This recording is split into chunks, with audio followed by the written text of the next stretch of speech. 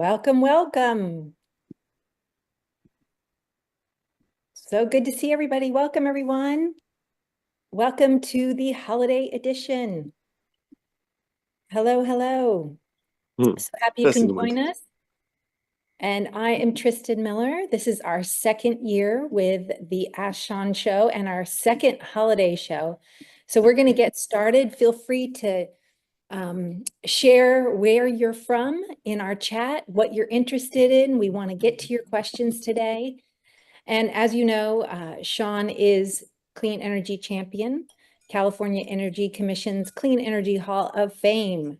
And we are your co-hosts, Wave co-hosts, Tristan here, Wayne, Pete, and Joe.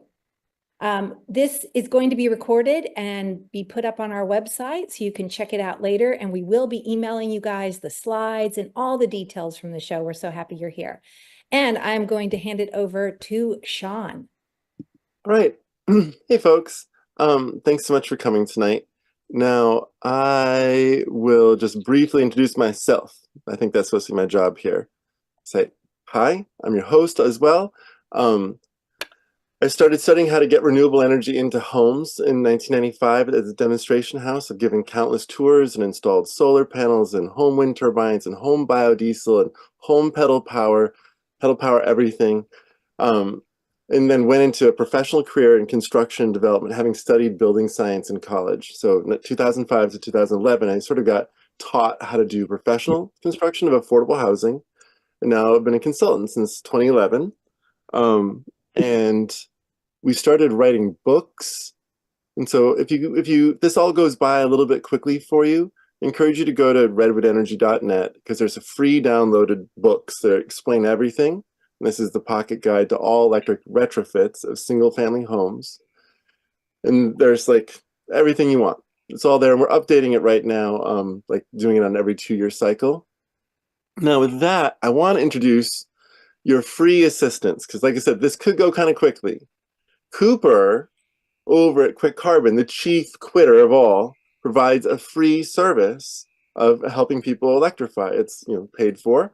And so Cooper, could you please explain yourself? You bet. Would love to. Hi, everybody. Great to be here. Thanks for inviting me along.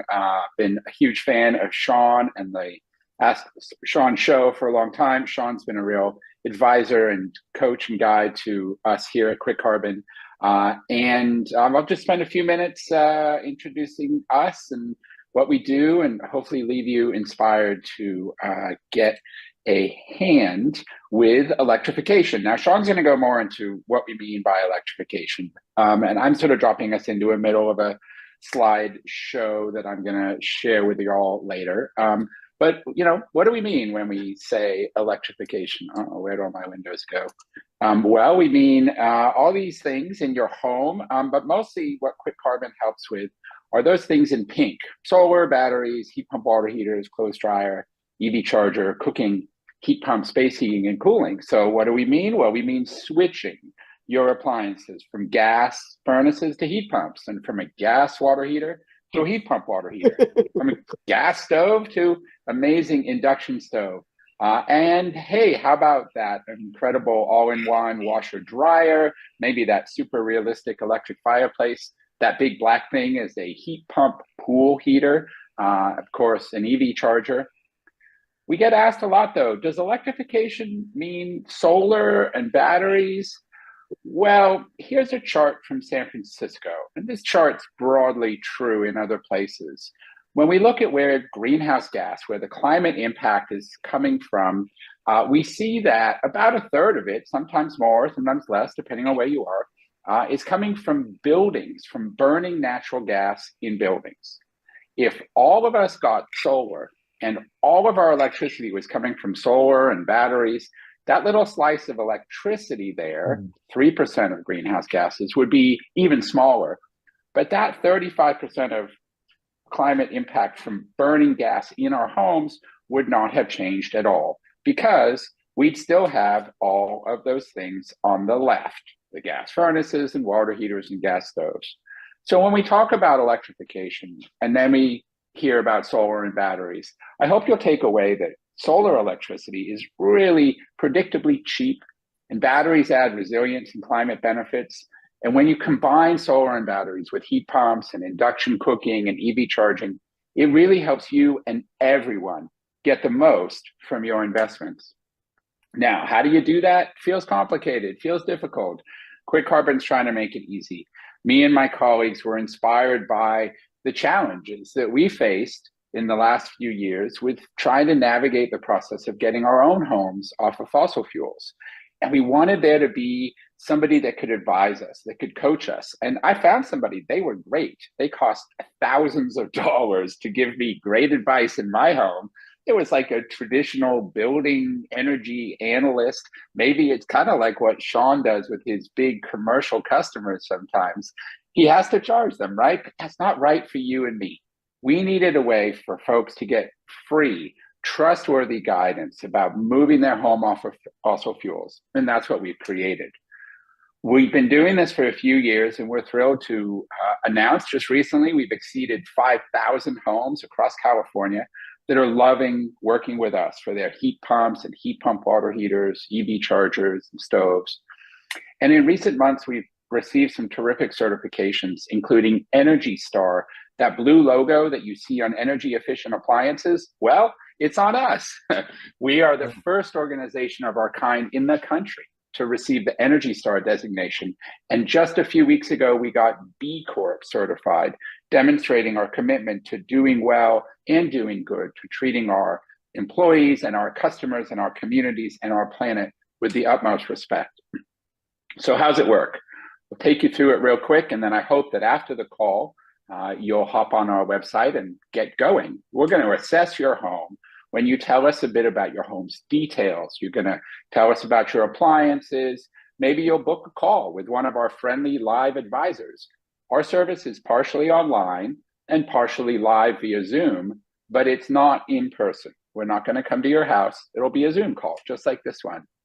We're going to develop for you an optimized roadmap for your home. We'll help you understand the best choices, when to make them, how to maximize your incentives and minimize what you spend with contractors, and get a sense of how you're going to save on your utility bills. And then when you're ready, when you tell us, we can get you connected with vetted, trustworthy local contractors who will do great bids, which we will review for you and give you confidence to proceed. Really, it's that free expert advice where we maximize savings that helps our clients happily, confidently get to these completed projects. And really, when I asked before, what is electrification? Fundamentally, it's each one of us a few times saying yes to a contractor who's proposing an upgrade to our home, a heat pump water heater, an EV charger. That's what it's going to take to move us and eventually all of society off of fossil fuels. Now, one last point before I go. We often get asked, well, isn't it better to use up the appliance? I've already got it. Like, shouldn't I just keep burning gas for 8 more years until it's at the end of its life? You could tell where I'm going with this, right? No, you shouldn't. It's a harmful appliance. Sure, it works, but it's causing damage to your community, to your climate, and to your wallet eventually. It's always better to get them out of your home. They all get recycled, and your new electric appliances are there making a better future for all of us. So that's a bit about me and Quick Carbon. I really hope you'll come and quit with us. The service is free, it's easy, it's no obligation, and you can start anytime at quickcarbon.com. All right, thanks everyone. I'm gonna hang out here and listen to the rest of this and be answering questions as well in the chat. Nice. Yay, Cooper. Thanks, buddy. Woo. All right. So the point of this is to answer questions. I'm going to give you guys a chance. First off, I think that people have often wondered, like, what are heat pumps? Where do they come from? Basically, they began as ice-making machines, mostly funded by large breweries who were making ice to be able to then store and ship beer. And the center of heat pumps in the world was New York City, because that was also the center of chilled beer. So like Anheuser-Busch and the rest of them. But Carrier, it's an American heat pump and air conditioner brand. Carrier learned from the Brooklyn breweries how to make his first dehumidifiers, and air conditioners. So that's the first one. Here's Carrier. That's his ice maker now turned into an air conditioner on the left. That's the first ever air conditioner. It's in his office in New Jersey. And then on the right-hand side, you see how all of us would like to live comfortably during the summer, the ever getting hotter summer. One of the nicest things, by the way, about electrifying your air conditioner and turning it into a heat pump is you automatically get a more efficient air conditioner out of it. It's usually like 30 to 50% more efficient. So just putting it out there, like a heat pump is a better air conditioner too. Now, in light of the previous election results, the ones we just went through, I wanted to bring this forward for people to see where electrification has already been leading in our nation, everywhere that's green, and where it has not been leading, which is everywhere that's orange. And what you're going to notice is that the Republican controlled states have been electrifying aggressively simply because it's a cheaper way to build. It also makes sense in the South because heat pumps that don't have computers in them, like all the heat pumps before about 2010, those kinds of heat pumps always worked during warm winters, whereas in the colder climates, you need a computer in your heat pump to work very well. Whoopsie, pardon me. So one of the worst places in the whole nation for installation of heat pumps, even though we have a perfect climate for it, has been California, which is because of our history as an oil state, because we learned the wrong lesson from the 2000 energy crisis. We learned that electricity was dangerous, as opposed to gas pipelines to California are vulnerable to explosion and exploitation, because it was entirely a gas scam. Multiple people went to jail and one person killed himself. So, committed suicide out of shame over at Enron, the organizer of that larger scam.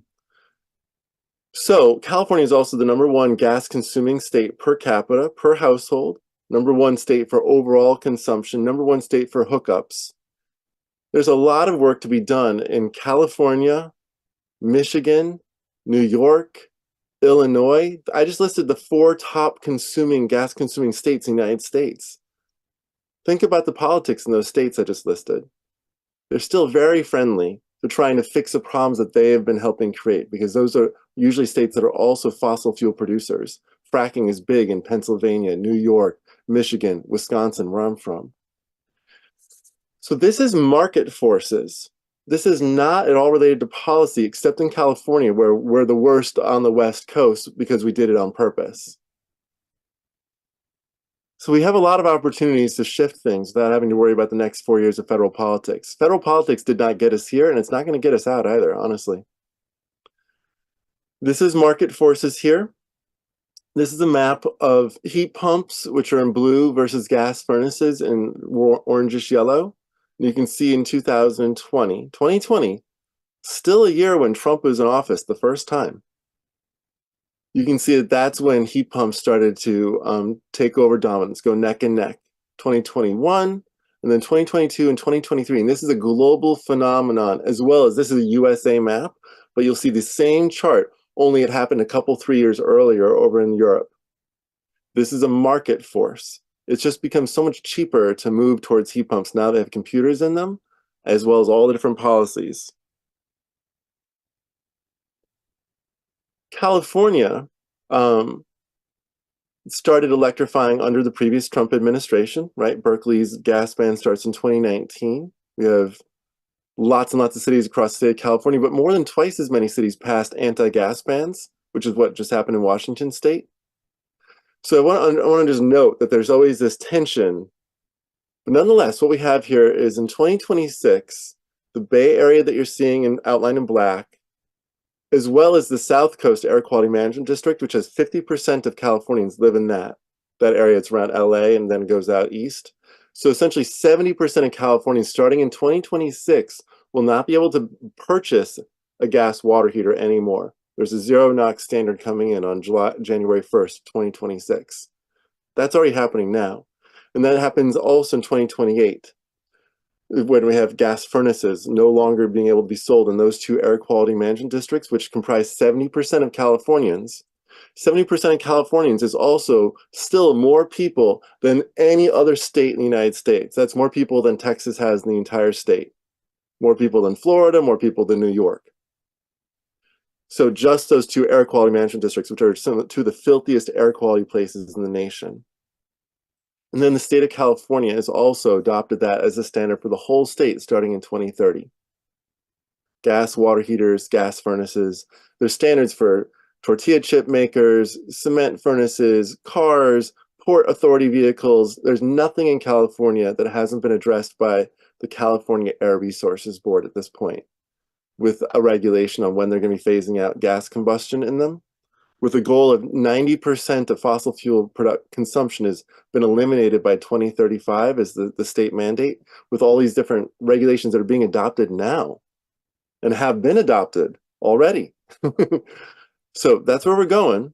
Just so you know, 4 years from now, still moving that way. This is market forces you're seeing here. Hybrid cars spiking in the nation, right? Electric and green spiking across the nation. Up through 2023 is where this is mapped. It kept on rising, just not as fast in 2024. And here on the right-hand side, you can see our Noble Bay Area, the leader, Cooper. I'm calling out to you here, buddy. This is like a name check. Bay Area, thank you very much. You're seeing places where there's more than 50 and even 60% EV adoption back in March this year. Now, that is to try to get you psyched up for the fact that this all happened during the previous Trump administration. Like, we started this movement then, and it's gained some speed, but we do not yet have Inflation Reduction Act rebates available in California. And we won't have them, I don't think, when Biden even leaves, for any of like the $14,000 per residence that was so exciting. All the work we've done the entire time during the Biden administration has been without any of those incentives. And what that work looks like is exponential growth. and it's been led by states and cities the whole time. Okay, so this is as a Christmas gift to you, Hanukkah gift, Kwanzaa gift, solstice gift, winter solstice, to cheer you up. If you want to go fast and inexpensively to electrify your home, which is what I want to do, I have 3 kids, bunch of debt, all the rest of it. So I have been putting in low-cost heat pumps. So on the left-hand side, this is actually a condensing washer dryer, and you plug it into the same outlet that you have your existing washing machine plugged into it. And now your washing machine also dries your laundry. It's a 120 volt outlet that you have there. You just get a 120 volt, either condensing washer dryer or a heat pump washer dryer. It has to be a combination machine in order to use the washing machine plug. That's the code.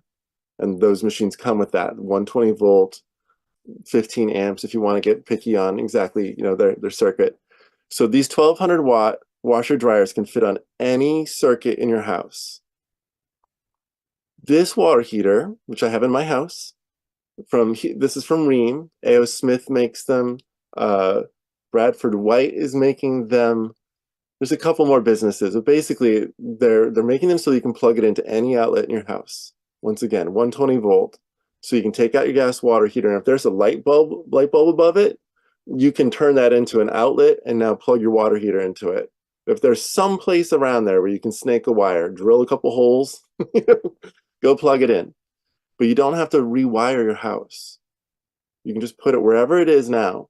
And if it's a closet, put a louver door on the closet so that the air can move in and out, but just go for it. These are heat pumps, packaged ones.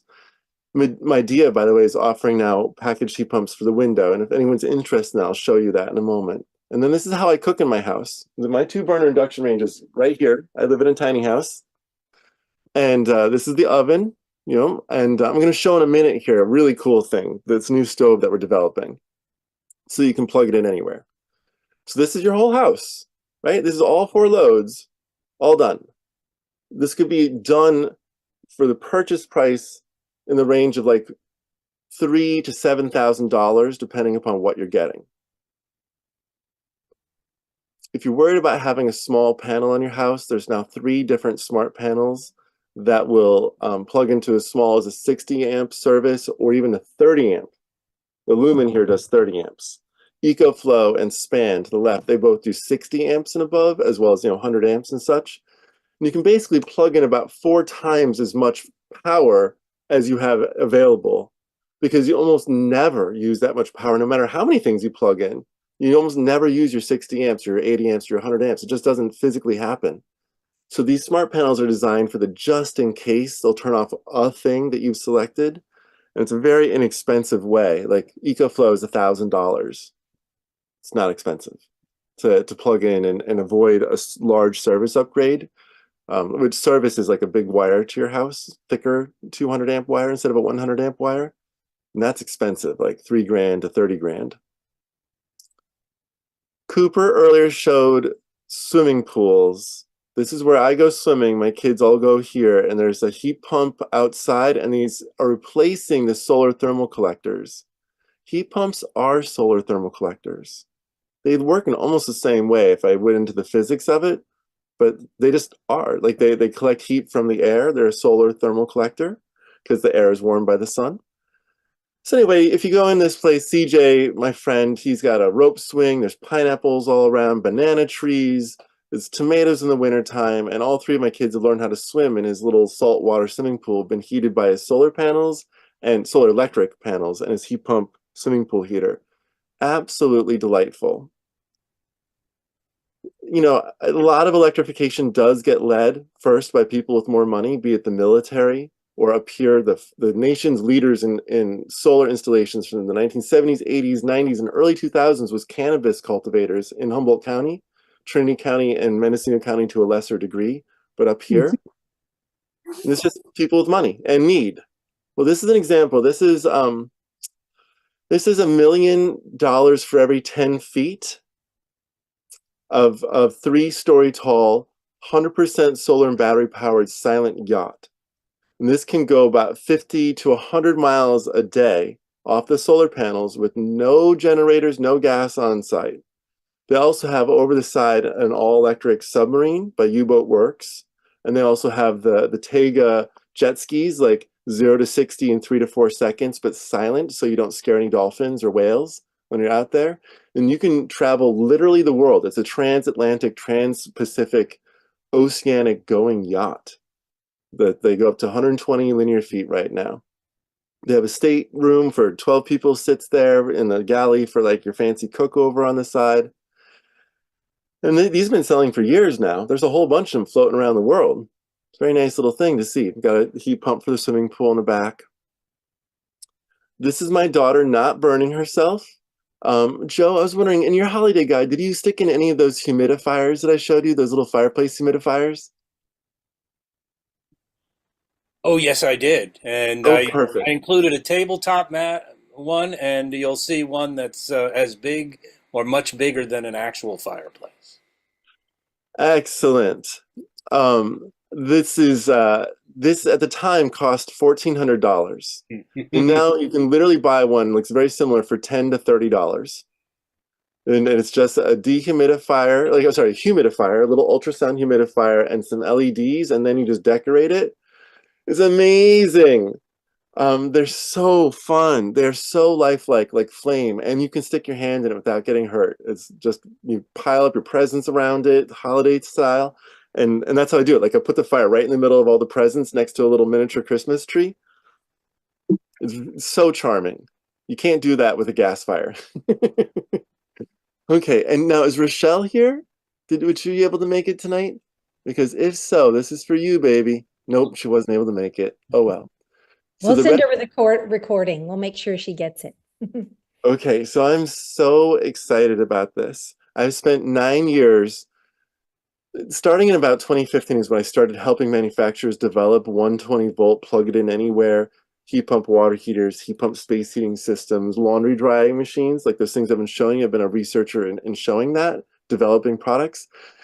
And the one we really need is the hearth. We need a solution for stoves. Not those little countertop plug-in ones I showed you a couple minutes ago that I still use and have been using ever since my mother-in-law died in the Tubbs fire in Santa Rosa. And she had helped us install this gas stove, and because that was a climate change-induced wildfire that killed her, we obviously immediately dragged that damn stove out of the house. And ever since, we've been using these countertop solutions. But I'm trying to invent a solution that looks like a normal stove. And so through advocacy, I got the city of New York, like New York City, right, to put out a challenge with NYSERDA. And I've done a lot of other things, met with venture capitalists, met with different grant funders and utilities in California. No one's bit yet that we need to have a stove that you can plug in to just the outlet that's next to the stove without having to rewire anything. So this is what it would look like. We'd have 3 burners because that amount of power in the wall can easily support 3 burners going at once. It would have an extra large one because so many stoves only have like 7-inch coils, which are kind of small. It's a 10-inch coil, induction coil underneath, handles like a 10-inch pan or a 12-inch pan, a big pan. As a parent of 3 kids that lives on a farm with an ex who ate like a horse when she'd come in from farm work, and often 2 housemates that I was feeding every night. Like I needed 10-inch pans, 12-inch pans perhaps. Then like this broiler, of course, lots of different things get cooked on broiler. Convection oven is interesting because we've been deploying Channing Street copper stoves, which have a battery in them, so you can do that, plug it in anywhere. I'm going to show you some data from them, just hot off the press for you. But the problem is that the convection fans are changing people's recipes. Every stove we replaced didn't have a fan, and convection fans cook things faster at lower temperatures. So it's very energy efficient, but it really was getting a lot of complaints from people who were burning their food and didn't know why. We had to like talk with them about convection ovens. Totally understandable, right? And then it's going to have knobs on the front so that people with Parkinson's or people just with hands that are, so you can still use it if you have shaky hands. American Disabilities Act, ADA compliant knobs. Now to prove this out, in case you doubt me, this is how everyone in Japan cooks. I sent my brother into a big box when he was there doing an art installation at a museum.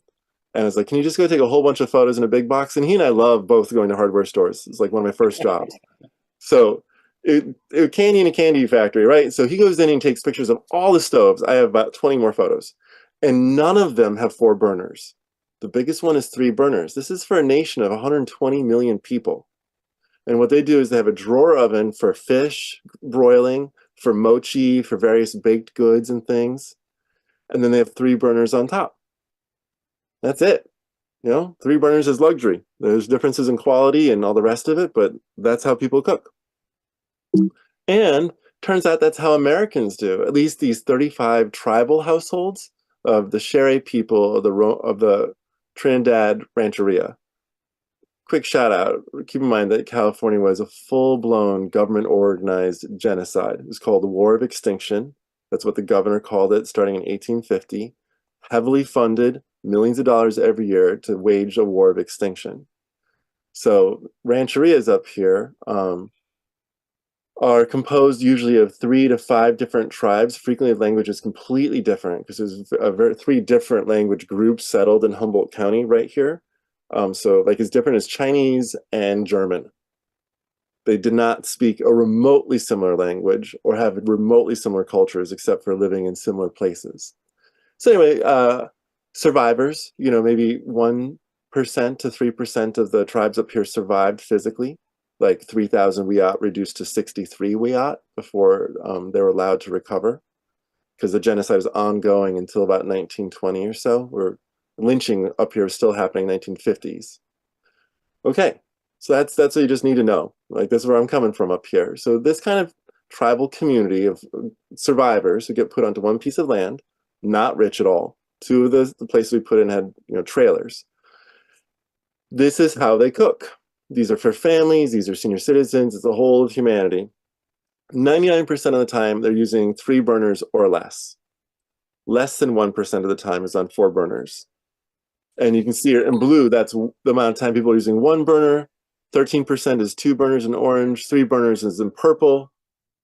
My mom is calling me. Hey mom, I'm teaching a class. I'll be back though. Okay. Who knows? Might have been a butt dial.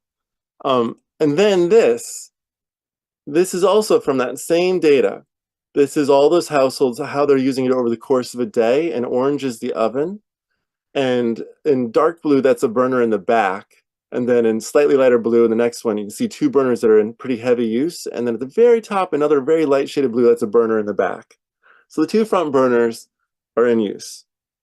And you can see, therefore, that this stove that I'm proposing, and I flew down to San Francisco last Friday, I met with Summit Appliance. They're in like New York and New Jersey, and they make specialty appliances like vaccine fridges and freezers and things like that, like really cool stuff. So they make lots of stoves, and they're gonna do it. At least I pray after 9 years of trying. We got someone to do it. Yay! Well Okay, done. so I'm still here for questions, and so I'll just put it out there. Jay Bassett or Lynn J or Betsy Patterson or Linda Kramer, if you have a question about your house, the goal of this is to answer any questions. So we've got about 15 minutes or so. There Just is like one from anything. Francis Lee. There is one, Sean, from Oh, Francis Lee. Does a 120-volt heat pump need a dedicated circuit? it usually does not. Most of the 120-volt heat pump water heaters are made under 900 watts, which does not require a dedicated circuit. One of them that Rheem offers is a dedicated circuit model, and it doesn't sell very well because it has a weird use case. Why would someone put in an extra dedicated circuit? Why not just make it 240 volt, like make it the circuit for the common water heaters out there? So to put it out there differently is like all the heat pump water heaters that you usually call 120 volt, they say shared circuit, for shared circuit, and they run between 500 and 900 watts. And if you're looking for what one to get, I would say generally A.O. Smith is significantly quieter. So it's good for a lot of applications where you're like, if it's inside your house and you're next to something. Rheem is less expensive and a little bit noisier. And so it might be something for your garage or for an exterior closet, or, you make some choices, or you just have a little bit less money. So it's, but yeah, you should just go get one of those shared circuit 120 volt heat pump water heaters from Rheem or A.O. Smith. Is a good place to start. Oh, look at that. Quick Carbon has helped over 100 homes get the heat pump water heaters. Yeah, I'm going to answer your questions, but you got like free professional help over with Cooper. Yeah. Cooper, jump in and share with everybody what you're offering here. Ooh, Oh, sure. I posted there in the chat.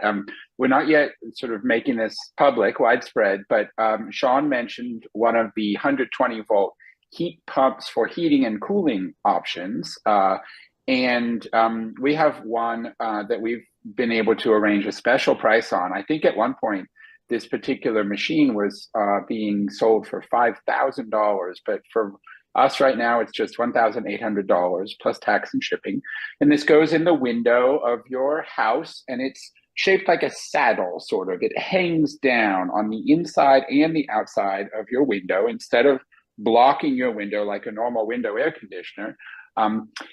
It's not precisely the quietest, but nor are typical window air conditioners, but it looks great. It works great. It's got a low setting that's a lot quieter. It's got a beautiful mobile app. There it is on screen. It's a pretty neat solution. And the nice thing is that it just goes in, right? There's no contractor. If you're a renter, you don't have to ask your landlord. It's just there. And now magically you're heating and cooling with clean and safe electricity. And as Sean was mentioning, plugs into a regular outlet, a shared circuit. So no electrician needed either. We got a grant and we installed 100 of these in low-income households in Fresno and some in the Central Valley, actually fairly scattered around. And almost everyone loved them. Some people didn't like the way that the window closed over them and had some issues with with some of the foam. And so definitely, I think they've come up with maybe a new kit for how the window closes around it.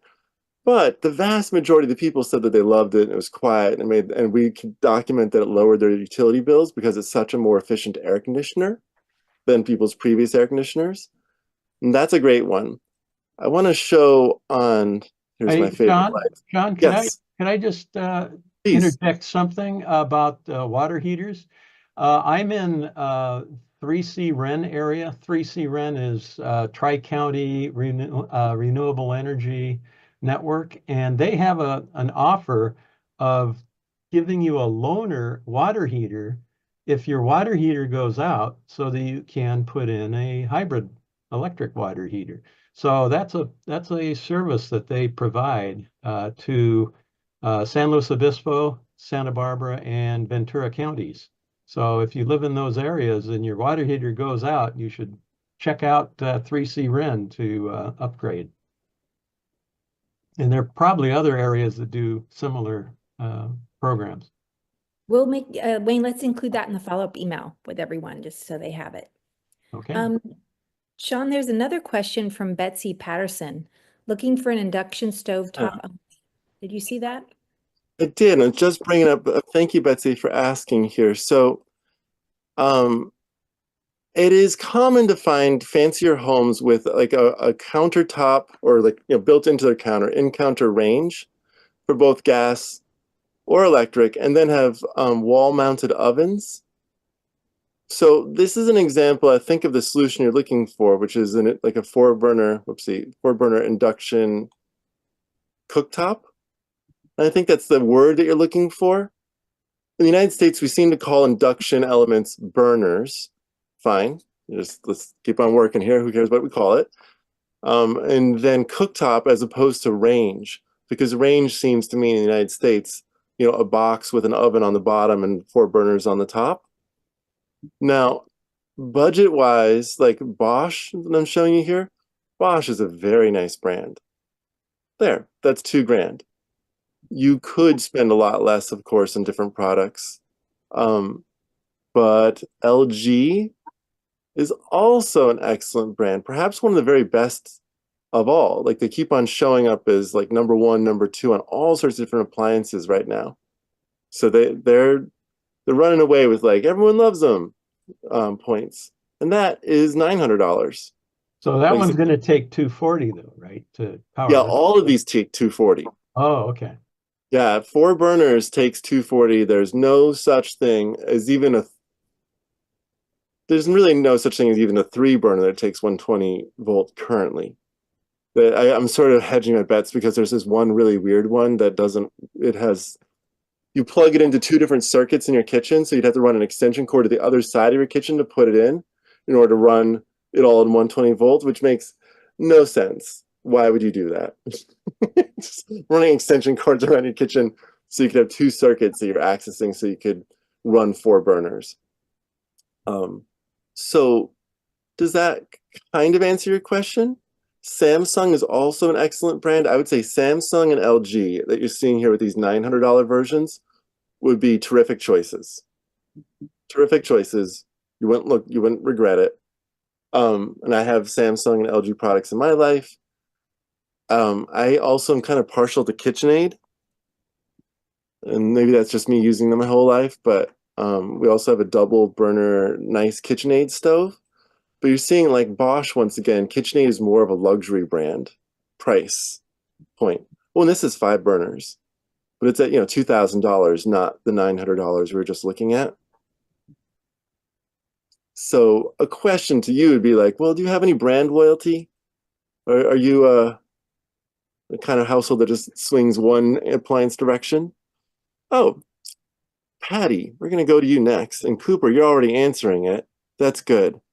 And Joe, you're going to show it in a second, right? But I would say for fireplaces, Patty, Yes. Dimplex is the best brand in my opinion. How do you spell that? I'm going to show you this. Oh, okay. Rather than tell you. Give me a second here. I love the internet because, man, you can do this so fast. Okay, here's the official Dimplex store. And they, ads. Revolution, what charm of wood-burning fireplace without gas. They have a variety of different kinds of electric fireplaces. And let's look at fireboxes and inserts for a moment. And that's probably what I mean. I have a conventional fireplace that I haven't used in a couple decades because of the pollution. And Right. and I could use the heat, but I didn't want to turn it into a gas fireplace. And a couple of years ago, I looked for electric options and couldn't really find anything. So, Well, this company here, what I like is called Optimist, because the Optimist is the one that has, so some of these, there's different ways that electric fireplaces make the illusion of fire. Sometimes they are an aluminum foil wrapped rod that's kind of crinkly, that has a light flashing on it that then bounces up and makes it kind of look like this usually through a cutout of flames to make it kind of look like it's moving. And that's kind of junky. Sometimes there's some sort of funky projection on a backlit screen, also kind of funky. I love these. These are where there's an ultrasound that makes mist that is then illuminated either with halogens or LEDs. And you can plug in as an extra, you can plug in a heating kit. because that's what I would want the heat with it. Yes. Right. So here you can see CDFI TM heat, independent built-in heater. Right. That's something that you'd get with it. Get the built-in heater. This comes with a log kit if you want it. There's River Rock media, Black Rock media, Driftwood media. So Dimplex is the company, and Optimist, which comes in all sorts of different sizes, that's their like mist-based one, which Joe's going to show you super cheap options for in just a second. Another one for you to be aware of is a Firewater, which that doesn't, yeah, it looks like alcohol. So mist fireplaces. These are kind of like, there we go. Oh, look. They have Aqua Fire. This water, there we go. Look at these big ones. But they cost money. I don't know what your situation is. So this is like for fancy people's homes. I'm not a fancy person, but I can, $1,000 or so is 1,500. I'm Gotcha. fine. Well, here. Oh, I'm gonna. This I got on Amazon. I don't know if you can see me here, but this box that I'm holding in my arms, this is $400, and I got this on Amazon. It's one of those fireplaces. And I just looked it up. It's like, it's an ultrasound mist-based. Sorry, it's blurry. It's just a box with a bag around it. It's like those things I was just showing you. And I thought that like Dimplex, which is the big brand name that I purchased previously for $1,400, it's like, oh, well, maybe they sell them on Amazon, whatever. But I discovered that no, there's tons of these things, knockoff brands coming from China that are $400. And then Joe and I were poking around. We discovered there's knockoffs that are $30. I mean, and so if you're on a budget, you can pick your point on that one. You can get $5,000 or you can get $50 or $30. I have to put this down. It's kind of heavy, but well, I want something also that lasts. I don't want to have to, throw it away every couple of years and create that waste too. Yeah, well, that's all about like warranty. So you might want to get more of a conventional brand name that has a name behind it, like Dimplex. Yeah. Okay. Great. And Dimplex is the one that has outlets built into it, so you have a heater that blows warmth also. And it's nice. They just take whatever's available at an outlet nearby, so it's not like you have to rewire. Okay. Well, thank you. Of course, that's what we're here for. Maybe take another question before I politely hand it off to my co-hosts. Is there another question in here? I think some good comments, though. People are just popping them in there. Yeah, some good questions in the chat, some pretty decent answers, but scan and see if you see better answers. Okay, so David asks, I know that California has 13 gigawatt peak power of grid-connected batteries, but what is the honest risk of overloading the grid with all of the evening use of electric stoves and washer dryers in addition to the summer air conditioning load? Great question. Let me see if I can show you the answer physically because I have a slide on it. But basically, what SMUD discovered, they did 700 homes where they made them all electric. And they tracked their peak before and after. And basically, because the new heat pumps for space heating were so efficient, usually 40%, 60% more efficient than the existing air conditioner, and sometimes like half as much energy, because of that, that is what creates the peak in the winter, in the summertime. It's air conditioning. And they found that overall, the total peak for the house is about 10% lower, even the all-electric homes, because of the heat pump for space heating being the thing that was the big driver of the peak loads. So what we've discovered is that electrifying people's homes is the solution to grid peak. That's how we get the peak down, is we put in really efficient air conditioners. That's the problem.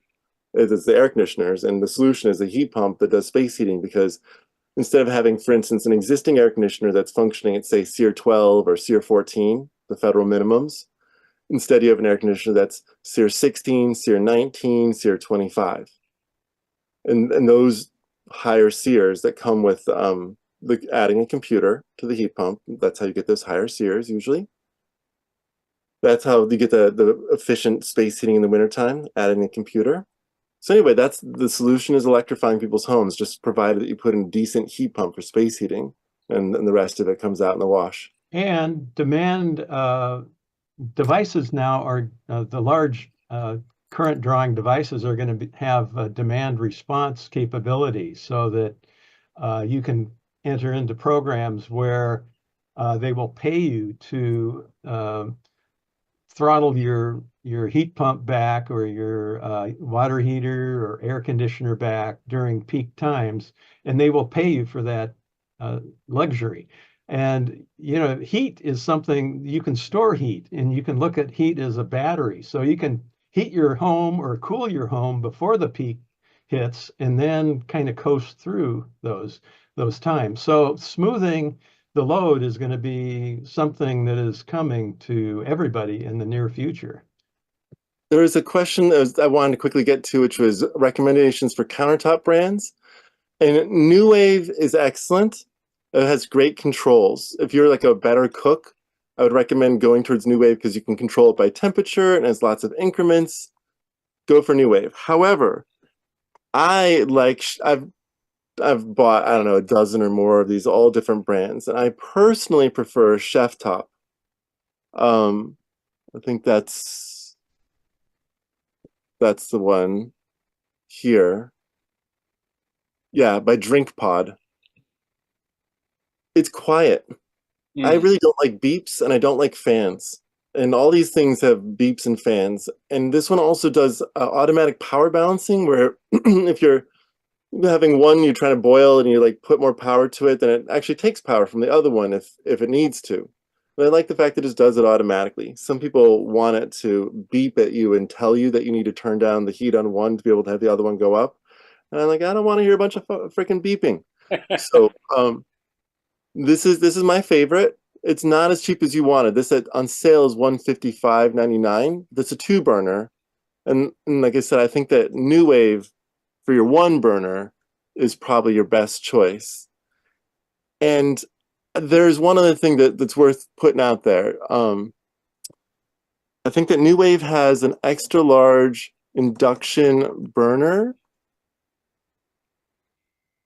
They used to have one that was specifically like an 8-inch coil, but then they discontinued it. And so I'm not positive that you can, let's see, oh, here it is. Look, it says large 8-inch heating coil. $89. Yeah. And the 8 inches is what you're looking for, because frequently if they don't say it's 8 inches, it's 7 inches, it's 6 inches, it's 5 inches. It's crap, and so they make them about as large as 11.5 inches in the United States, and they make them as large as like 36 inches, 40 inches in China for really big woks. But in the United States, getting an 8-inch is a good deal, unless you're going for like a full-blown professional stove, in which 8 inches and 10 inches are more commonly available and given. Now, okay, I want to pause there because I have co-hosts, but I'll answer questions in the chat if anyone has. and I'll hand it off to Joe. Is that right? Or That it is Pete? right. Okay. That's me. Hey, you Hey, go. hey. Great job, Sean. Let's see if I can't share my screen. Is everyone seeing that now? Yes. Beautiful. So let me just start by saying, ho, ho, ho, this is our holiday show, and I am bringing the Santa to you, ladies and gentlemen. The choices that I'm going to show you are gift choices for people that you want to help electrify their homes and for people that you know who are electrification aficionados. It's also perfectly fine to buy yourself any of these gifts. So let me start off by saying that these are my personal choices. And as you've heard from Sean, in almost every category now, we have a plethora of options from different manufacturers and brands. So in the case of mine, several of these are ones that I own and we use here in our home. So let's get started with making the season brighter.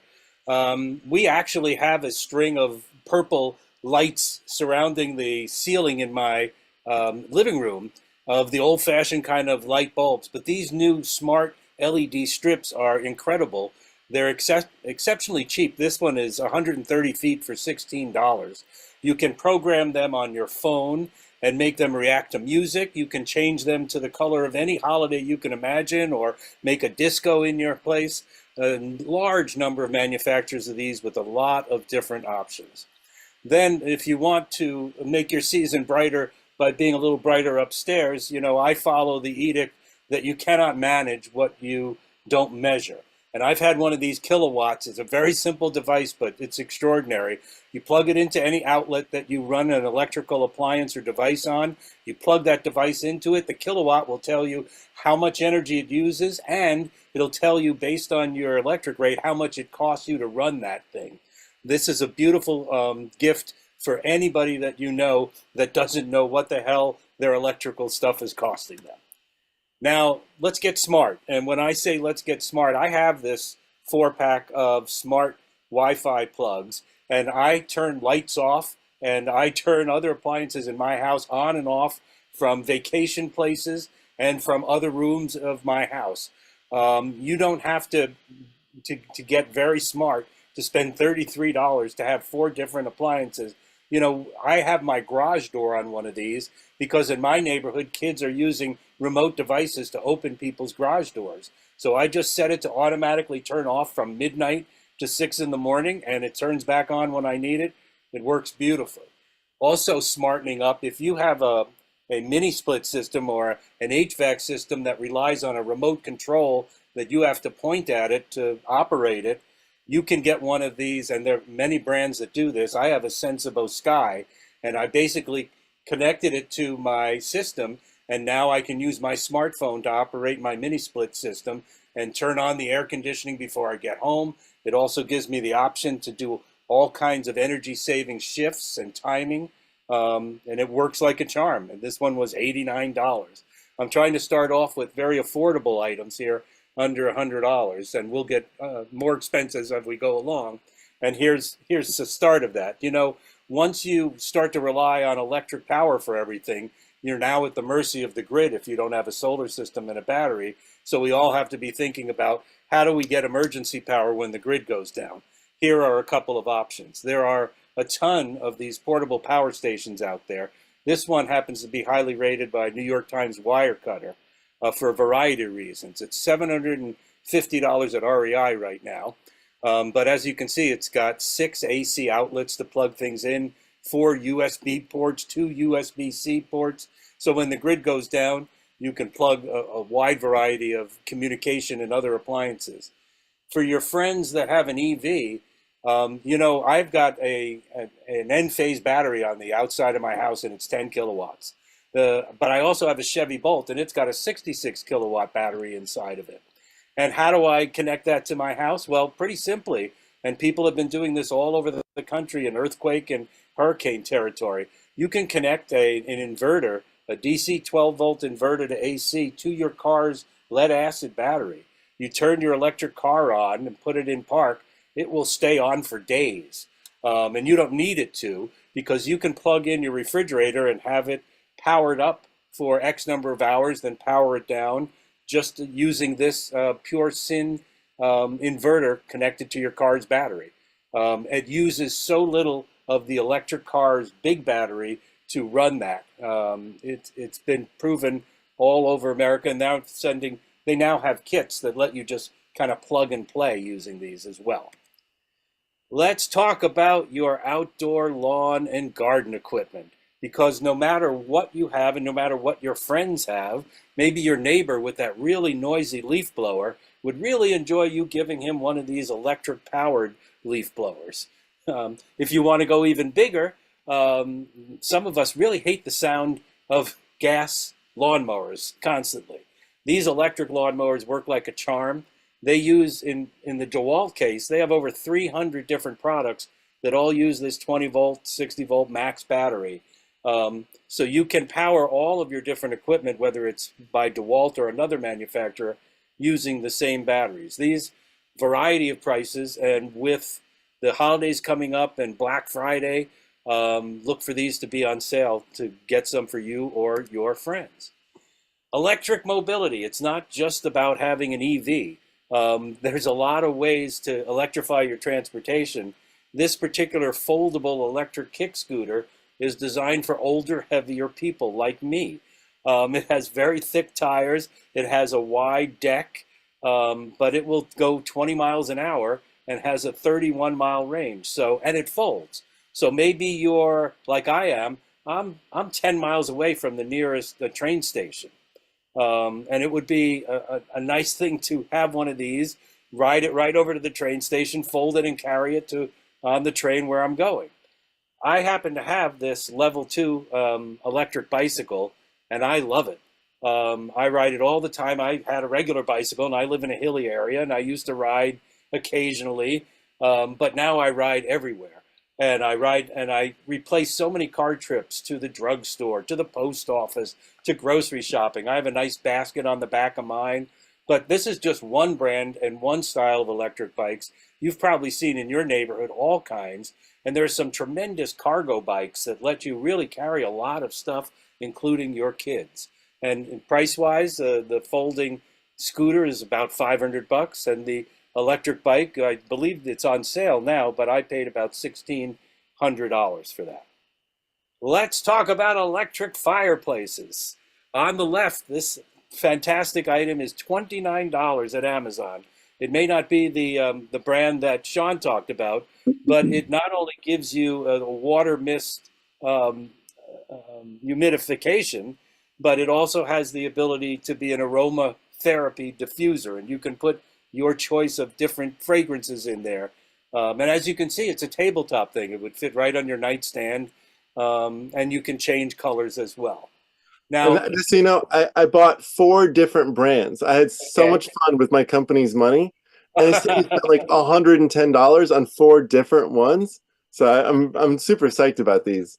Continue about that. Now here's another option for a much bigger one that is far less money than the fancier one Sean was showing. This comes at 40 inches wide, 45 actually. It's 45 inches wide by 11 inches high, and it also provides heat. It's programmable. You can change the flames to a variety of color. It has sound effects so that you can have 3 different crackling sounds. And infrared heating is the big thing about this. You can hang it right on your wall like a flat screen television. And this is $380 at turbo.com. They're a company that has a variety of these in different sizes. So there you see you've got an incredible amount of options, from little tiny tabletop to these mid-range ones to the more expensive high-end models that Sean showed us. Now let's talk about how we're going to cook things for the holiday.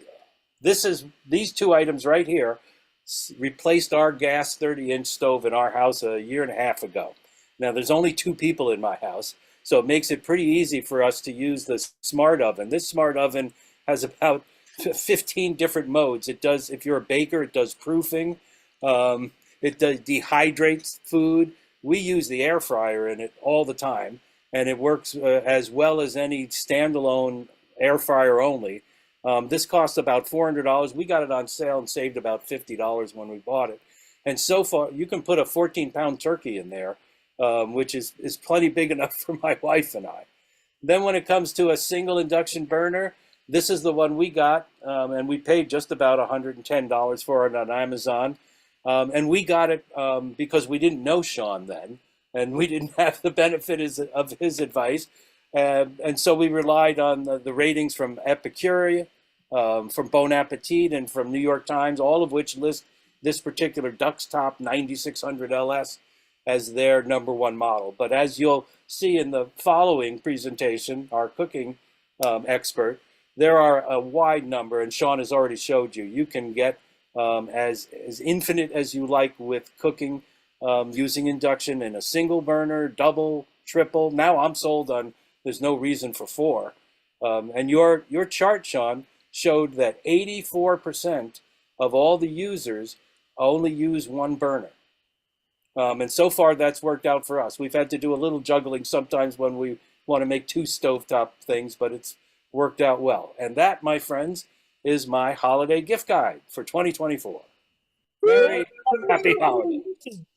All right. Well, we're in And the home now- stretch now. Go ahead. Yes, now my good friend Pete is going to tell you a lot more about electrifying your cooking and how that can work out for you. I'm getting hungry now. Take it away, Pete. So hello, everybody. Pete Marsh, and I get to talk about cooking. And so we've heard a ton about these things already. On the left is our single element induction hob. We used that for 2 years sitting on our gas grill. And we finally, about 3 months ago, got a slide-in induction range. But this thing worked great, as you've heard from everybody else. So the most important thing I want to talk about, though, before I jump into that, I've been keeping an eye, and I have not seen Rochelle be able to join us, but many of us have probably heard about Rochelle Boucher. She's the leader of the Chef Fluencer program for the Building Decarbonization Coalition. And 3 days from now, 2.5, Thursday at 10:30 Pacific in the morning, she's going to do a presentation on entertaining tips and tricks in an all-electric kitchen. And the link is here on my slide. I will also drop it into the chat, and folks can sign up for that if you want to. But so here's the deal, right? For well over a century, we've become accustomed to thinking we can't live without fire. But guess what? A lot of us have been through transitions in our own lives. Anybody remember this transition? And so here's sort of a really crude depiction of the evolution just in a little over 1 century of different types of cooking devices in our kitchens. But we settled on the perception that these gas stoves are the core of a gourmet kitchen in many states in the country, because of marketing from the Gas Association, like this slide, which is not sexist at all. But anyway, so this is 1939, 85 years ago. But what has that brought us? Well, guess what? 42% of kids who grow up in households with gas stoves, kids who grow up in gas stove households are 42% more likely to have asthma because of this pleasant sounding cocktail of carcinogens. And this is only 5 out of about 30 or 40 combustion byproducts from burning a fossil fuel inside our kitchens, which is fundamentally about the same as putting a hose in a car's tailpipe and running that into your house. So that's what we have been convinced is a good idea. And this is the industry that preceded the one that's doing it to us. So as we think about the transition, here's one of our heroes in the electrification movement, Amory Lovins. He He grows bananas in his Rocky Mountain, nearly zero energy house. But he points out, we don't actually care about lumps of coal or barrels of sticky goo. We want hot showers, cold beer, comfort, mobility, and illumination. So here's a handful of models, and I'll put a link to my slide deck so that you can get these links also. But you can see I've got 3 different models of induction stove that are $1,200 or less. That's a little bit more than the lowest priced gas stove. The last time I did this comparison shopping was about 5 months ago, 6. This $5,500 one is the model we got because we had a 36-inch gap, not a 30-inch gap. Sean has told me that I should have just put in a 6-inch filler, and I think he's right. But anyway, and now the holiday festivities. This is Ying Shipman on the left. She's a fantastic cook and also one of BDC's chef-fluencers. This is a demo that I did just a month ago for half a dozen realtors in my house. I cooked stir fry, and then afterwards I did these steaks on my cast iron griddle. Notice that my cast iron griddle sitting on the induction dual burner bridge element is sitting on top of paper towels. My wife likes to do that to keep from splatter getting on the stove, make it even easier to clean. But who says you can't get good grill marks on a stove? Thanksgiving, stuffing, etc. This is all done on induction. Christmas, etc. Hanukkah, got to have our latkes. Kwanzaa, fondue and melting chocolate. Don't need a double boiler. Just use induction and set it to the precise temperature that will melt the chocolate without burning it. There's lots of myths that you can't cook Chinese food on induction because the round bottom wok. Well, number one, they make round bottom standalone woks for a little over $200, also by New Wave, that precision control. But here is my demo for realtors with a wok that's a 14-inch wok, but a 7-inch flat bottom. Works great on my standard induction stove. And we cooked up a great meal. And why do I call this the Ben Franklin stir fry?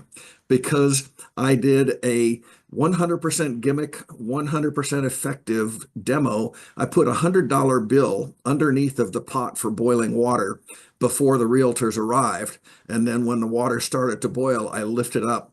There were audible gasps of surprise. And one of the realtors asked me, "Gee, did you know that was there?" And I said, I wanted to say no, because these $100 bills, they're kind of like pocket change to me. It's like couch change, but I didn't. But the point that really is making is that induction stoves are so much safer for our young kids, our grandkids, our aging parents, all that. So, Woo! Yay, Pete! All right. That was Well, Well fantastic. done. Now I'm yeah, hungry. I think we did the thing we came to do, We and I did. just want to thank Tristan and thank Wayne and Joe and Cooper and Pete for all this group effort. As we put this show on. We have another show I think coming in January. We're gonna Yeah. skip December because it's our holiday season, and you know, Yeah. hope you all have a lovely holiday season now. And we'll send out the advertisement, and you guys get the slides. And I'm gonna go make some dinner on my induction range over here. Yeah, thank you, Francis. Thank you, Darylyn, for coming. Thanks, everybody, for coming. I really enjoyed it, even though I wasn't visible. This is Lynn J. Oh, thanks, Lynn, Lynn. so good to meet you. We hope to see you next time. And please, everybody, if you need our help with your electrification or hi, Francis Lee. Hey, if you all want to turn on your cameras, we can take a quick holiday photo. Ready? Real quick. Not me. I Yeah, got don't turn it on. here. We'll just do a few of us. Yeah, Craig, that looks good. All right. So if you need help with any of your electrification journey, I want you to stay in touch with us, okay? Please, please stay in touch with us because we would love to help you with all that you're doing. and answer your questions. And we'll be sending you the gift guide too. And it's good to see the Millers who do an electrification show in New Jersey. And if Oh, you would like us to do a show for one of your groups, please let us know, okay? Oh, All Craig. right. Bye, Joe. I'd Bye. like to Thanks, share Joe. at, Nice to see you all. at my climate meeting last Saturday, I brought a single top induction burner and I did a demo in the meeting and just had everybody guess how many seconds it would take to boil water. And we just made it fun, lively. And I said, who wants to borrow this and take it home for 3 weeks and try it out? So it's fun to just lend these things out, let people get a taste of how fun it is to go induction. And I know Southern California Edison will lend you one if you want to try one out at home too. Tristan, Yes. can I just say something real quick? So Orange County Power Authority, the CCA in Orange County, we just launched our incentive finder and we're at ocpower.org and you can look under our energy programs for our incentive finder. I'll also send Tristan the link. But please let us know if you know of anything locally in the SCE, Southern California area, is an incentive that you want people to know about, because we'll update our incentive. It's not only state and federal, but also local incentives. So just want to make sure you know about that. We'll be happy to. We'll keep in touch, everybody. All Great. right. I hope you Thank you. get whatever electrification gift you want this season. Woo! Have a great holiday, everybody. We'll see you. You in Like January. you, I'm sending Santa a note for that yacht. Yeah, we're all going for that yacht. I'd rather have Kathy? a friend with a yacht than a yacht. Yeah, well, we need one to demo for the show. I really think it's an important expense. You all are invited. We'll get on the limo. Hey, Thank Kathy, you how's so it much. going? Thanks, Good Linda. night, Good to see everybody. everyone.